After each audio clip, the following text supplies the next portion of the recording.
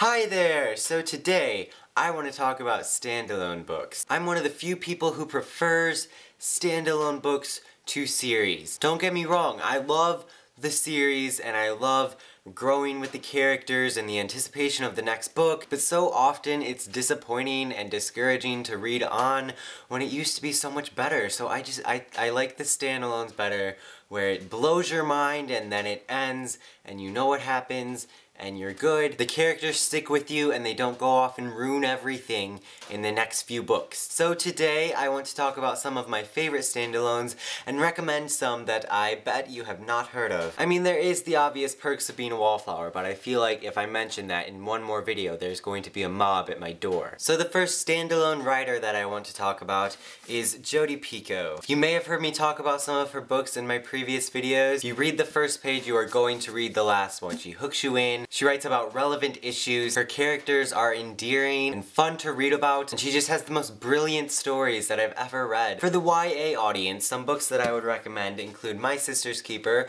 which was, I believe, the first book I read of hers, Between the Lines, which she published last year with her daughter Samantha Van Leer, and it was so good, House Rules, which deals with a teenage boy with Asperger's who gets accused of murder, and also 19 Minutes, which I did not bring down here, but I have it. So the next book I have on my list is No Second Chance by Harlan Coben. These are technically adult fiction books, so a lot of people don't know about it in BookTube, but Harlan Coben writes the coolest mysteries. These are the types of books that you start reading at 4 o'clock in the afternoon and you stay up until 4 in the morning reading. Another book of his that I really enjoyed is called Hold Tight, that deals with a lot of teenage issues such as suicide, running away, drugs. If you need a good solid mystery book, I would recommend his books, and this one was really good. The next book I have is Rules by Cynthia Lord. I read this quite a while ago when I was in about 6th grade, so I think it's a children's book, but it is really good. It's not like a children's book. This deals with a 12-year-old girl struggling to be normal, and she has a brother with autism, and it deals with the family struggles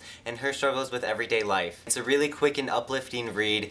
If you ever need one of those, recommended. The next book I want to talk about is Speak by Laurie Halse Anderson. I read this in early 2012. It's about a girl starting freshman year, and last year she did something that made her an outcast, and now everyone dislikes her, and she's starting off high school with that sort of reputation, and it just goes through everything that she experiences within her first year and overcoming this awful thing that happened to her. It's a really short, heavy read. You could read it quickly. It's very dark though. It made me feel a lot for this character, and it helped me realize that you never know what people are going through. The next book I have is It's Kind of a Funny Story by Ned Vizzini. This was such a good book and I enjoyed it so much. It's about this guy, Craig, and he's in this really good high school that he got himself into, and he's under a lot of stress and anxiety, and one night he almost kills himself and checks him into the mental hospital. There we meet all of his neighbors and fellow patients, and we get to go along with him as he slowly becomes better. And though it sounds dark and depressing, it's actually pretty funny and really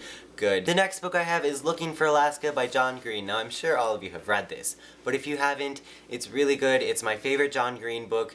All of John Green's books are great. I just thought I'd bring this one in because it's my favorite. John Green has such an incredible writing style, and the characters are just brilliant in this, and the story was absolutely entertaining and fun. It makes you laugh and cry, and it's definitely one of those. If you read this, it will be a highlight for you. The next one I have is Amy and Roger's Epic Detour by Morgan Matson. This is a really great summer read. It's readable any season, but it is a good summer read. This is basically about this girl, Amy, and she has to go on this road trip, and this guy, Roger, comes with her, and their characters progress a lot throughout the road trip, and we learn about their past, and there's another factor in there that I don't remember if it's a spoiler or not, because I don't remember if it's like at the beginning or the middle or whatever, but there's a lot of good, awesome character development, and the story is entertaining.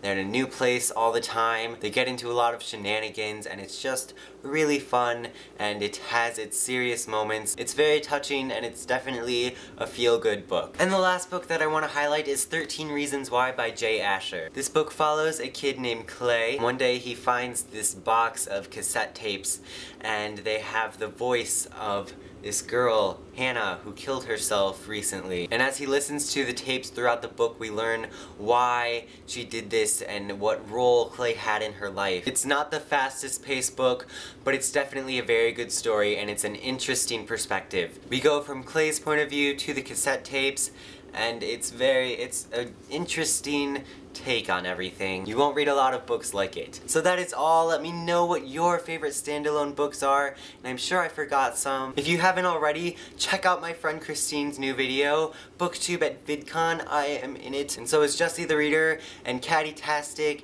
and Ariel Bassett, and eLizzie Books. I will leave the link first thing in the description. Go watch it and go email VidCon and tweet about it, and let's make this BookTube panel happen. It'll make sense when you watch the video. Unless you're watching this in like a year, then don't do it. It might be awkward because it'll probably have already happened. Thank you for watching. I will see you tomorrow with a new video, obviously. Okay, goodbye.